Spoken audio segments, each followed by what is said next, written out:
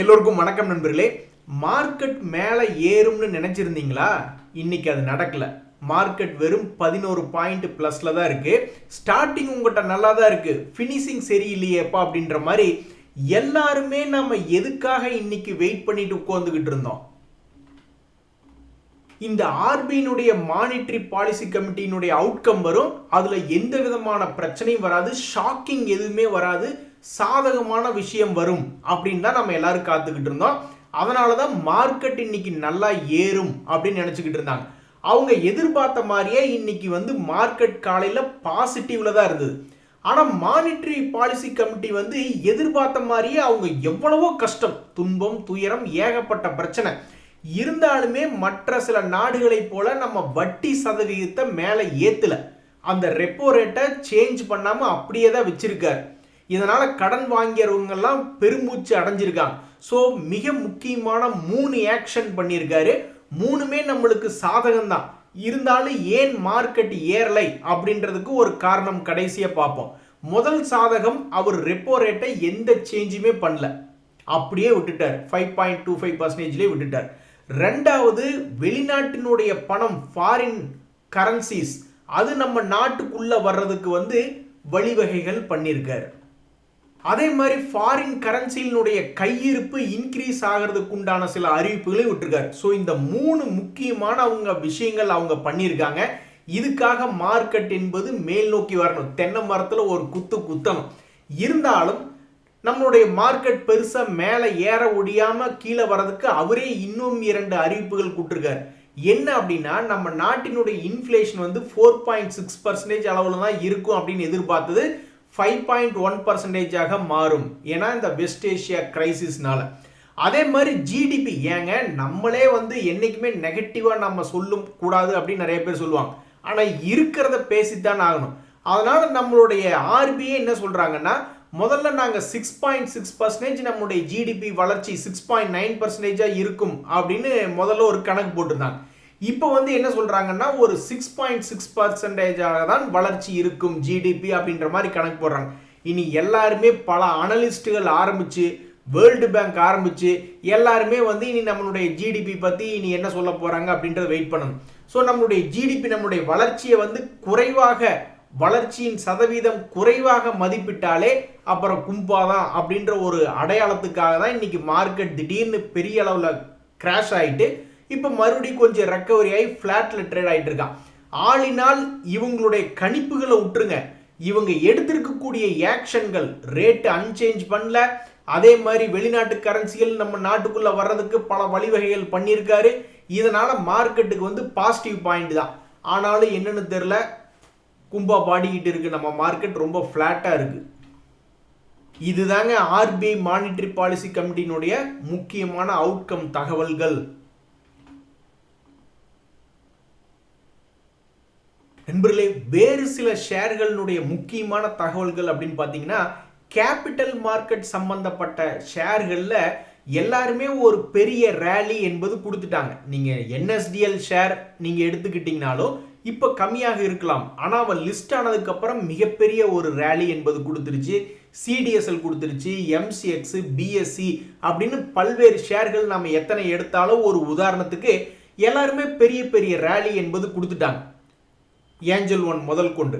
ஆனால் இந்த சமீபத்தில் வந்த க்ரோ அப்படின்ற ஷேர் இது ஒரு புரோக்கர் மட்டும் இல்லை, பல்வேறு தொழில்கள் என்பது பண்ணிக்கிட்டு இருக்காங்க ஃபைனான்ஸ் சைடு. இப்படி இருக்கக்கூடிய ஷேருக்கு என்னைக்கு ஒரு விடிவு காலம் வரும், லிஸ்ட் ஆனதுலேருந்து பெரிய லெவலில் என்னைக்கு மேலே போவான் அப்படின்னு பல பேர் பார்த்துக்கிட்டு இருக்காங்க. ஒரு உதாரணத்துக்கு 131 ரூபாயில ஆரம்பித்த தன்னுடைய பயணத்தை இப்போ 200 ரூபாயில வச்சுக்கிட்டு இருக்கு. ஆனாலும் இந்த ஷேர்ல லாபம் ரொம்ப அதிகமாக எடுத்துக்கிட்டு இருக்காங்க. இதனால இவங்களுடைய பிஇஜி ரேஷியோ என்பது 1க்கு கீழே இருக்கு. அதே சமயம் பிரைஸ் டு புக் வேல்யூ மற்றும் ஸ்டாக் பிஇ பார்க்கும்போதெல்லாம் அது ரொம்பவுமே அதிகமான விலையில ட்ரேட் ஆகிறதாக காமிச்சுக்கிட்டு இருக்கு. ஸோ ஒவ்வொரு தகவல்கள் ஒவ்வொரு மாதிரி இருக்கு. இந்த பிஇஜி ரேஷியோ பார்க்குறவங்களுக்கு இது ரொம்ப, அவன் சம்பாரிச்சு கொடுக்கறத விட விலை குறைவா ட்ரேட் ஆகிக்கிட்டு இருக்கு மார்க்கெட்ல அப்படின்ற மாதிரி யோசிப்பாங்க. இதே stock P E, price to book value பார்க்குறவங்க, அட சாமி இவன்லாம் இன்னும் இவ்வளவு தூரம் ட்ரேட் ஆகிட்டு இருக்கா, இன்னும் பாதி விலை குறையட்டுமே அப்படின்ற மாதிரி நினைப்பாங்க. ஆனால் இதே துறையில் இருக்கக்கூடிய 2-3 கம்பெனிகளோட கம்பேர் பண்ணி பார்க்கக்கூடிய ஷேர் ஹோல்டர்ஸ் என்ன நினைப்பாங்கன்னா, அடாடா இந்த ஏஞ்சல் ஒன்லாம் சாதிச்சு காமிச்சா, சிடிஎஸ்எல் சாமிச்சு காமிச்சா, எம்சிஎக்ஸ் பிஎஸ்சின்னு ஏகப்பட்ட, இனி அடுத்தது என்எஸ்சி வேறு வரப்போகுது. ஸோ இவங்கெல்லாம் பார்த்தீங்கன்னா இந்த ஏஞ்சல் ஒன்னே ஒரு உதாரணத்துக்கு எடுத்துட்டிங்கன்னா அவங்ககிட்ட கடன் 1.3 இருக்குது, டெட் டு ஈக்விட்டி ரேஷியோ. இருக்கிற சொத்துக்களை பூரா விற்றாலும் கடன் கட்ட முடியாது அப்படின்ற ஒரு நிலைமை. இவங்க கிட்ட போய் நம்ம பார்த்தோம்னா இவங்க கிட்ட கடன் என்பதே இப்போதைக்கு இல்லை அப்படின்ற ஒரு நிலைமை. அதே மாதிரி இந்த ஏஞ்சல் ஒன் கொடுத்துருக்கக்கூடிய ஃபினான்ஷியல் ரிப்போர்ட்ஸ் எல்லாம் நம்ம எடுத்து பார்க்கும்போது அவர்களுடைய வளர்ச்சி என்பது 267 கோடி லாபம் என்பது சில வருடங்களுக்கு முன்னாடி இருந்தது. லேட்டஸ்ட் குவார்டர்லி ரிசல்ட்ஸ்ல பார்க்கும்போது 320 கோடி. ஸோ அவங்களுடைய ஏர்னிங்ஸ் growth என்பது ஓரளவுக்கு கட்டுக்குள்ளதான் இருக்கு, பெரிய அளவுல காட்டு யானை மாதிரி பிளிரிக்கிட்டு ஓடல. ஆனா இந்த க்ரோ அப்படின்ற ஷேர்னுடைய லாபங்களை நம்ம எடுத்து பார்த்தோம்னா 420 கோடி எப்ப 2024 சமயங்களில் லாபம் பண்ணிக்கிட்டு இருந்தது. இப்போ போய் எடுத்து பார்த்தோம்னா 686 கோடி அப்படின்னு வளர்ச்சி விதமாக அவங்களுடைய ரிசல்ட்டை கொடுத்துருக்காங்க. ஏய், நாங்களே லாக் ஆகி வந்திருக்கிறோம், யாரையும் அப்படி வாங்கி வித்து வியாபாரம் பண்ணியிருக்கீங்க? ஸோ இதுதான் கேபிட்டல் மார்க்கெட்டில் புரோக்கர் சைடில் முன்னணியாக இருக்கக்கூடிய க்ரோ ஷேர் மற்றும் ஏஞ்சல் ஒன் ஷேர்னுடைய பிஇ ரேஷியோ மற்றும் பிஇஜி ரேஷியோ தகவல்கள். ஸோ இந்த க்ரோ அப்படின்ற ஷேர் வச்சிருக்கக்கூடிய ஷேர் ஹோல்டர்கள் என்ன ஆசைப்படுறாங்கன்னா, அட நீயும் ஷேர் மார்க்கெட்டுக்குள்ள வந்து கிட்டத்தட்ட ஒரு 6-7 மாதம் ஆகுது, ஏதாவது ஒரு பெரிய மாற்றத்தை கொண்டு வந்து கொடுத்தீங்கன்னா ரொம்ப மகிழ்ச்சிகரமாக இருக்குமே அப்படின்ற மாதிரி பார்த்துக்கிட்டு இருக்காங்க. ஸோ இந்த க்ரோ ஷேர்னுடைய விலை எதிர்காலத்தில் அந்த ஷேர் ஹோல்டர்ஸ் எல்லாம் ஆசைப்படுற மாதிரி பெரிய அளவில் ஏறுதா லாங் டேர்மில் அப்படின்றது நம்ம பொறுத்து இருந்து தான் பார்க்கணும். நண்பர்களே, இன்னொரு மிக பிரம்மாண்டமான தகவல், அதாவது சமீபத்தில் ஷேர் மார்க்கெட்டுக்குள்ள வந்த சில ஷேர்கள் இப்படி க்ரோ முதல் கொண்டு எத்தனையோ ஷேர்கள் ஏறி நம்ம பார்த்துருக்கோம். அது போக பெரிய கம்பெனிகளில் இருந்து பிரித்து விடப்பட்ட ஷேர்கள்லாம் பெரிய லெவலில் ரெக்கார்ட் பண்ணியிருக்கான். இந்த குவாலிட்டி வால்ஸ் வரும்பொழுது கூட பல பேர் இந்த மாதிரி நியூஸ் பார்த்துக்கிட்டு இருந்தாங்க. ஆனால் ஐடிசி ஹோட்டல் ஐடிசியிலிருந்து பிரித்து விட்டாங்க, கீழிருந்து பெரிய அளவில் மேல் நோக்கி ஏறி வந்தான். ஜியோ ஃபினான்ஸை ரிலையன்ஸ்லேருந்து பிரித்து விட்டாங்க, அவனுக்கு கீழிருந்து மேல் நோக்கி ஏறி அவன் ஆக்சுவலாக 2-3 ரவுண்டு போயிட்டு வந்துட்டான் ஜியோ ஃபினான்ஸ். ஏன்னா அது 2-3 வருடங்களுக்கு முன்னாடியே பிரித்து விட்டாங்கன்னு நினைக்கிறேன். ஐடிசி ஹோட்டல் சமீபத்தில் குவாலிட்டி வால்ஸ் அந்த நியூஸுக்கு வருவோம், அதுதான் முக்கியமான செய்தியாக சொல்லணும்னு வந்தேன். ஸோ அதே மாதிரி சீமென்ஸ் எனர்ஜி அவனு பெரிய லெவலில் கீழே விழுந்து மேலே வந்துட்டான். இந்த வேதாந்தாவை பிரித்து விட்டதுக்கப்புறம் அந்த ஷேருமே சமீபத்தில் அந்த ஸ்டாக்குகளை இன்னும் வந்தே சேரல, அதுக்குள்ளேயே வேதாந்தா ஒரு ரேலி என்பது காமிச்சிட்டான். எனக்கு தெரிஞ்சு இந்த ரேமண்ட்ஸ் அப்படின்ற ஒரு ஷேர்லேருந்து பிரித்து விடப்பட்ட ஷேர்கள் தான் பெரிய லெவலில் ஹிட் ஆகலை அப்படின்றதாக என்னுடைய ஞாபகம். வேற எந்த ஷேருமே வந்து பெரிய லெவலில் கீழே விழுந்து கிடக்கல. இந்த குவாலிட்டி வால்ஸ் அப்படின்ற ஷேர் கொஞ்ச நாள் கீழே விழுந்து கிடந்தான். என்னடா இவன் ஒரு லாஜிக்கை மேட்ச் பண்ண மாட்டேன்றா அப்படின்ற மாதிரி பல பேர் பார்த்துட்டு இருந்தாங்க. அப்புறம் நேற்று தான் ஒரு நண்பர், தியாகி இந்த குவாலிட்டி வால்ஸ் அப்படின்ற ஷேர்னுடைய நியூஸ் எடுத்து பாருங்க, அப்படியே ஆடி போயிடுவீங்க அப்படின்ற மாதிரி சொல்லியிருந்தார். அது என்னங்க அப்படி ஒரு ஆட்டம் அப்படின்ற மாதிரி போய் எடுத்து பார்த்தா 22 ரூபாய்க்கு ஏப்ரல் மாசத்துல ட்ரேட் ஆகி கொண்டிருந்த குவாலிட்டி வால்ஸ் அப்படின்ற ஷேர் சமீபத்தில் 35 ரூபாயாக ட்ரேட் ஆயிருக்கு. ஆக மொத்தம் பெரிய கம்பெனிகளிலிருந்து பிரித்து விடப்பட்ட பல்வேறு பங்குகள் இப்படி 40-50% ஏறுவதாக விளையாட்டு பண்ணிக்கிட்டு இருந்தாங்க. அதுல சக்சஸ் ஆனது இந்த குவாலிட்டி வால்ஸ் அப்படின்றதும் சேர்ந்துச்சு. ஏனோ பாவம் இந்த ரேமண்டிலிருந்து பிரித்து விடப்பட்ட இந்த ரேமண்ட் ரியாலிட்டி லிமிடெட் அவனுக்கு ஒரு நல்ல நாள் யோகம் என்பது இப்போ வரைக்கும் அடிக்கல. பிரித்து விடுத்தப்பட்ட பிறகு 1000 ரூபாயிலிருந்து சரிவடைஞ்சு 400 ரூபா வரைக்கும் போயிட்டு இப்போ 600 ரூபாயிலும் ட்ரேட் ஆகிட்டு இருக்கேன். ஏனோ தெரியல பாவம் இந்த ரேமண்ட், இது பெரிய கம்பெனி தான், பாப்புலரான பங்கு தான் ரேமண்ட், அதிலிருந்து பிரித்து விடப்பட்ட பாவம் இந்த ரேமண்ட் ரியாலிட்டிக்கு ஒரு நல்ல காலம் பிறக்கல. இனி அவனுடைய வாழ்க்கையில அடுத்த கட்டமா என்ன ஆகுது அப்படின்றது பொறுத்து இருந்து தான் பார்க்கணும். அதே மாதிரிதான் இந்த ரேமண்ட் லைஃப் ஸ்டைல் அப்படின்ற ஒரு ஷேர் அவனுமே வந்து 3000 ரூபாயிலிருந்து விழுந்தா இப்ப 771 ரூபாயில ட்ரேட் ஆகிட்டு இருக்கு. நான் நினைக்கிறேன் இவங்க மொத்தமா பிரிச்சு விட்டுட்டாங்க, ரேமண்ட்ஸ் பங்கை வந்து 3ஆ பிரிச்சு விட்டுட்டாங்க அப்படின்றத நான் நினைக்கிறேன். இதே ஜியோ ஃபினான்ஸ் ஆகட்டும், சீமென்ஸ் எனர்ஜி ஆகட்டும், ஐடிசி ஹோட்டல்ஸ் ஆகட்டும், குவாலிட்டி வால்ஸ் ஆகட்டும், இதெல்லாம் கொஞ்சம் கொஞ்சமாக அவங்களுடைய பிஸ்னஸை பிரித்து விட்டாங்க. இவங்க ஸ்ட்ரெயிட்டாக ஒரு வெட்டு 3 துண்டு அப்படின்ற மாதிரி பண்ணிட்டாங்கன்னு நினைக்கிறேன். இனி அடுத்தது வேதாந்தா. அந்த சிங்கக்குட்டி என்ன பண்ணுதுன்னு தெரியல. பட் எனிவே ஃபர்ஸ்ட் வேதாந்தானுடைய முக்கியமான ஷேரை ஆல்ரெடி ஒரு ரேலி காமிச்சிட்டான். இனி வரக்கூடிய ஷேர்கள் டிமெர்ஜ் ஆகி உங்கள் கையில் வரக்கூடிய ஷேர்கள்லாம் இனி என்ன ஆக போகுது அப்படின்றத பொறுத்திருந்து பார்க்கணும். பட் எனிவே பெரிய கம்பெனிகள் இருந்து பிரித்து விடப்பட்ட டிமெர்ஜான ஷேர்களுடைய வரலாறு எப்படி இருக்கு அப்படின்றதுல வந்து இந்த குவாலிட்டி வால் சுமாராக இருந்தது. என்னடா இவன் இப்படி இருக்கானே அப்படின்னு பார்த்துக்கிட்டு இருக்கீங்கள, கிட்டத்தட்ட 3 மாதங்கள் கழித்து பார்க்கும் பொழுது அவன் உச்சத்துக்கு வந்திருக்கான் அப்படின்றது ஒரு செய்தி. அடுத்தது இனி ஃபோக்கஸ்ல இருக்கிறது வேதாந்தாவினுடைய பிரித்து விடப்பட்ட ஷேர்கள் தான். நண்பர்களே, இந்த சமயத்தில் பல பேர் பல ஷேர்களை ஏதோ ஒரு நம்பிக்கையில் எடுத்து வச்சிருப்பாங்க. ஆனால் துரதிருஷ்டவசமாக இந்த செகண்டில் பார்க்கும்போது அந்த ஷேர்கள்லாம் இறங்கி கிடக்கும் பொழுது ஒரு மாதிரி மன வருத்தமாக இருக்கும். அப்படி ஃபேமஸான சில ஷேர்கள் இப்போ கிராஷ் ஆகி கிடக்கக்கூடிய சில ஷேர்களுடைய எக்ஸாம்பிள் இப்போ நம்ம பார்க்க போகிறோம். இதெல்லாம் நீங்கள் ஏதாவது வச்சிருக்கீங்களா என்ன அப்படின்றது தெரியல. பட் எனிவே வச்சிருந்தா சில பேர் கண்டிப்பாக கதறிக்கிட்டு தான் இருப்பாங்க. சில பேர் வந்து வேற வழி இல்லை, கையை வச்சுட்டோம், இனி ஏதாவது ஆவரேஜ் பண்ணிக்கிது வெளியே வர முடியுமா அப்படின்னு சில பேர் பார்த்துக்கிட்டு இருப்பாங்க. சில பேர் போட்ட வரைக்கும் போதும், இனி அவனா மேலே வந்தால் வரட்டும், இல்லைன்னா அப்புறம் பார்த்துக்கலாம் அப்படின்ற ஒரு மனநிலைமையில் இருப்பாங்க. எப்படியோ ஒன்று, இதை வச்சிருக்கிறவங்களுடைய ஸ்டாக்ஸ் என்பது தற்போதைய மனநிலை பாவம் ரொம்ப சோகமாக தான் இருக்கும். அதில் முதல் நாள் யாருன்னா இந்த ஸ்விக்கி ஷேர். இந்த ஓலா எலக்ட்ரிக்கோட சமீபத்தில் அவனுக்கு ஒரு லக் அடிச்சுது. அது எப்படியோ அவனுக்கு ஒரு லாபம் பாருங்க. ஈரானில் போர் பதற்றம் வந்தோடனே க்ரூட் ஆயிலினுடைய விலையெல்லாம் ஏறுது, பெட்ரோலினுடைய விலை ஏற்றி விட்டுருவாங்க. இனி இடத்துக்கு போயிட்டு பெருசாக பெட்ரோலை வாங்கி வண்டி ஓட்டிக்கிட்டு இருக்கணும். கம்பெனி எலக்ட்ரிக் வெஹிக்கிள் போயிருமேனு பல பேர் எலக்ட்ரிக் வெஹிக்கிள் பக்கம் போன உடனே அவங்க கிட்ட இருந்த பெண்டிங்கில் இருந்த ஸ்டாக், விற்பனை ஆகாமல் இருந்ததையெல்லாம் ஸ்டாக்கை கிளியர் பண்ணுறாங்க. அதே மாதிரி கிட்டத்தட்ட விலைகளும் 8000 10,000 ஏற்றி விட்டதாகவும் செய்திகள் வருது. அப்படின்ற வகையில் இந்த ஓலா எலக்ட்ரிக் அப்படின்ற ஷேர் கூட கீழிருந்து மேலே ஏறிட்டா. பல நண்பர்கள் கமெண்ட் கூட போட்டிருந்தாங்க, கீழே ஆவரேஜ் பண்ணுங்க, கடவுளாக பார்த்து ஒரு நியூஸ் விட்டு மேலே ஏற்றி விட்டாங்க, எல்லாம் லாபத்துக்கு வித்துட்டு போயிட்டோம் அப்படின்னு சில பேர் கமெண்ட் பண்ணியிருந்தாங்க. இந்த ஸ்விக்கி ஷேருக்கு அந்த மாதிரி நடக்க மாட்டேங்குது. அவன் வந்து பெரிய லெவலில் நாங்கள் ப்ராஃபிட் பண்ணிடுவோம் அப்படின்னு மேனேஜ்மெண்ட் சொல்லும்போது இன்னும் கொஞ்சம் கான்ஃபிடன்ஸ் வரும்ல. ஸோ ஆக மொத்தம் 600 ரூபாயில் இறங்கி கிடக்கு.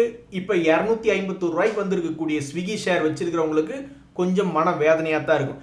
எப்படா இவங்க அடுத்து வரக்கூடிய குவார்டர்லி ரிசல்ட்ஸில் லாபத்துக்கு அறிவிப்பு கொடுப்பாங்க அல்லது நஷ்டத்தை பெரிய லெவலில் குறைப்பாங்க அப்படின்ற மாதிரி பார்த்துக்கிட்டு இருக்காங்க.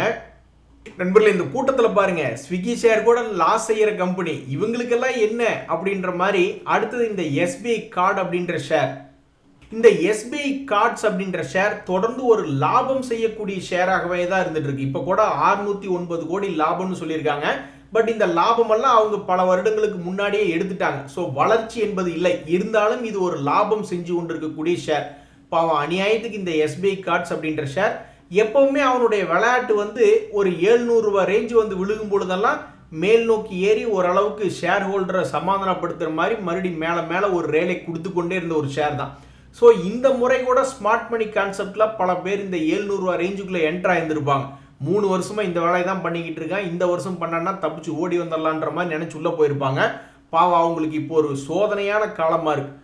அந்த 700 ரூபா ரேஞ்சுக்கு விடவும் கீழே உடச்சி 589 ரூபாயில் ட்ரேட் ஆகிக்கிட்டு இருக்கு.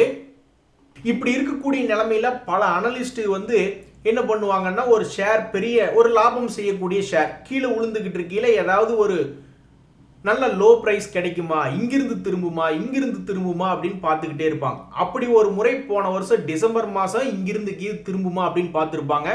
ஒரு திருப்பம் இல்லை, கும்பா கீழே தான் விழுந்தான். அதுக்கப்புறம் மறுபடியும் வந்து இந்த பங்கு 700 ரூபாய் வரும் பொழுது இந்த RSI டைவர்ஜென்ஸில் என்ன ஒரு தகவல் வந்ததுன்னா, ஒரு இண்டிகேட்டரில் வந்து விழுந்திருக்கு. சரி, இங்கிருந்தா திரும்புமா அப்படின்னு பல பேர் பார்த்துக்கிட்டு இருந்திருப்பாங்க. அங்கிருந்தும் திரும்பல. ஆக மொத்தம் ஆல்ரெடி 2 அக்குமுலேஷன் என்பது ஆயிப்போச்சு. மறுபடியும் ஒரு 3வது அக்குமுலேஷனாக அது இன்னொரு ரேஞ்சுக்குமே அந்த RSI டைவர்ஜென்ஸ் இண்டிகேட்டர் வந்திருக்கு. அதுக்கும் ஒரு பயன் இல்லை. இப்போ கூட சமீபத்தில் மே மாதத்தில் இந்த RSI டைவர்ஜென்ஸ் என்பது வந்து விழுந்திருக்கு. இன்னையா நீ இப்படி 4 இண்டிகேட்டர் அந்த RSI டைவர்ஜென்ஸ் என்பது விழுந்துமே கொஞ்சம் கூட கருணை இல்லாமல் இப்படி கீழே விழுந்திருக்க. இத்தனைக்கும் ஒரு லாபம் செய்யக்கூடிய ஷேர் அப்படின்ற மாதிரி பாவம் மன நொந்து போயிருப்பாங்க அந்த ஷேர் ஹோல்டர்ஸ். இவங்கள கூட விடுங்க, அதுக்கும் மேல 2 பேர் இருக்காங்க. ஐடிசி ஷேர் ஒன்று, கல்யாண் ஜுவல்லரி. எல்லாம் லாபம் செய்யக்கூடிய ஷேர்கள் தான். ஆனா கும்பா பாட்டு பாடிக்கிட்டு இருக்கு. அவங்களுக்கு என்ன கெட்ட நேரமோ என்னமோ. ஸோ சமீபத்தில் ஐடிசி ஷேர் அந்த சிகரெட் விற்பனையில் மிகப்பெரிய ஒரு டேக்ஸ் இன்க்ரீஸ் பண்ணுறாங்க அப்படின்ற ஒரு பேட் நியூஸை அப்சர்வ் பண்ண முடியாமல் 400 ரூபாயிலிருந்து நேராக 279 ரூபாய் பக்கத்தில் வந்து விழுந்துடுச்சு. அதுக்கப்புறம் ஒரு சிறிய ஏற்றம் இறக்கம் சிறிய ஏற்றம் இறக்கம் அப்படின்ற ஒரு லெவலில் ட்ரேட் ஆகி கொண்டிருக்கக்கூடிய ஐடிசி, சரி இனிமேல் நீ அந்த வாழ்க்கையில் அதையாவது நீ பண்ணுவியா அப்படின்ற மாதிரி பல பேர் எதிர்பார்த்துக்கிட்டு இருக்காங்க. ஸோ தற்போதைக்கு 279 ரூபாய் பக்கம் வந்து விழுந்திருக்கக்கூடிய ஐடிசி, அட கொஞ்சமாவது மேலே ஏறி ஒரு 330 400 வந்தால் பரவாயில்லையே அப்படின்ற மாதிரி பல பேர் எதிர்பார்த்துக்கிட்டு இருக்காங்க. அதே மாதிரி இந்த கல்யாண் ஜுவல்லரி அப்படின்ற ஷேர் சமீபத்தில் ஒரு மோசமான ரெக்கார்டு இந்த 2026 பண்ணிக்கிட்டு இருக்கு. என்ன அப்படின்னா அந்த 200 டேஸ் மூவிங் ஆவரேஜ்லேருந்து ஒரு குறிப்பிட்ட ஒரு 30% பக்கத்தில் இறங்க வேண்டியது ஆவரேஜாக. அதுக்கப்புறம் ஒரு சிறிய எழுச்சி, தன்னுடைய பழைய ஹை வரைக்கும் திரும்பலை, ஒரு சிறிய எழுச்சி போக வேண்டியது, அப்புறம் மறுபடியும் விழுந்துட வேண்டியது ஒரு 20-30% பக்கம் 200 டேஸ் மூவிங் ஆவரேஜ்லேருந்து பெரிய அளவில் கீழே விழுந்துட்டு அப்புறம் மறுபடியும் லேசாக மேலே ஏறுறது. ஆனாலும் 200 டேஸ் மூவிங் ஆவரேஜை தாண்டதில்லை. இப்போ கூட மறுபடியும் சமீபத்தில் வந்து ஒரு 24% பக்கம் தன்னுடைய 200 டேஸ் மூவிங் ஆவரேஜ்லேருந்து கீழே வந்து விழுந்துட்டு அப்படியே இத்தனைக்கு கோல்டில் எத்தனை நியூஸ் இருக்குது. தங்கமயில் ஷேர் வச்சிருக்கிறவங்க கல்யாண் ஜுவல்லரி வச்சுருந்தாங்கன்னா, அட தங்கமயில் அப்படி நடக்குது, இந்த கல்யாண் ஜுவல்லரியில் இப்படி நடக்க மாட்டேங்குதே, அப்படி அந்த தங்கமயில் கிட்ட என்னத்தான் இருக்கு, அப்படி அவங்ககிட்ட இருக்கிறது இவங்ககிட்ட என்ன இல்லை, எதனால் இந்த மார்க்கெட் வந்து இந்த கல்யாண் ஜுவல்லரி ஏற்ற மாட்டேங்குது அப்படின்ற மாதிரி பார்த்துருப்பாங்க. எது எப்படியோ இன்றைய தகவலில் கிராஷ் ஆகி கிடக்கக்கூடிய சில பங்குகளினுடைய எக்ஸாம்பிள் பார்த்துட்டு இருந்தோம். இன்னொரு நியூஸ் இந்த கல்யாண் ஜுவல்லரி பற்றி என்ன அப்படின்னு பார்த்தீங்கன்னா, இதுக்கு முன்னாடி இந்த வருஷத்தில் பிப்ரவரி மாதத்தில் இந்த மாதிரி இந்த RSI டைவர்ஜென்ஸ் இண்டிகேட்டர் அப்படின்ற இடத்துல ஒரு கிரீன் விழுந்திருக்கு. அதுக்கப்புறம் இந்த ஷேர் சிறியதாக ஏற்றம் இறக்கம் அப்படின்ற மாதிரி ஆடிட்டு மறுபடியும் அதே லெவலில் வந்து விழுந்திருக்கான். ஸோ கீழே விழுந்து கிடக்கக்கூடிய முக்கியமான சில பங்குகளினுடைய வாழ்க்கையில் இனி அடுத்தது என்ன நடக்கும் அப்படின்றது பொறுத்திருந்து தான் பார்க்கணும். நண்பர்களே, இந்த வீடியோனுடைய முடிவுக்கு வந்துட்டோம். இதுல இன்னைக்கு ஒரு மிக முக்கியமான தத்துவம் என்னன்னா, இப்ப பல்வேறு பெரிய கம்பெனிகள் கூட அப்படியே பார்த்தோம்லங்க, எல்லாம் இறங்கி கிடக்குறான். ஆனா இப்படி இறங்கி கிடக்கக்கூடிய சோதனை என்பது நீங்க சொத்துக்களை சேர்த்தும் போது வரத்தான் செய்யும். அதை நீங்க வந்து 7531 ரூல் மூலியமாக கடந்து வரணும் அப்படின்ற மாதிரி சொல்றாங்க. என்ன அப்படின்னா, குறைஞ்சது ஸ்டாக் மார்க்கெட்டுக்குள்ள அது மியூச்சுவல் ஃபண்டுகள் வழியாக வந்தாலும் சரி, எப்படி வந்தாலும் சரி, ஒரு 7 வருஷமாவது நீங்கள் பணத்தை போட்டுட்டோம். 1 லட்ச ரூபாய் போட்டோமா, 7 வருஷமாவது கம்முன்னு இருக்கணும், அப்போ தான் நம்மளுக்கு பணம் கிடைக்கும். அல்லது எஸ்ஐபி போட்டுட்டு இருக்கோமா, பேசாமல் 7 வருஷம் போட்டுக்கிட்டு இருக்கணும். ஏன்னா 7 வருஷத்தில் ஏறுவதும் இறங்குவதும் ஏவரேஜ் ஆயிரும். மாதம் ஒருக்கா பணம் போடும் பொழுதோ வாரம் ஒருக்கா போடும் பொழுதோ அப்படி பணம் போட்டுக்கிட்டே இருக்கும் பொழுது இந்த 7 வருஷத்தில் ஏற்றம் இறக்கம் ரெண்டையும் சந்திச்சிருவோம்.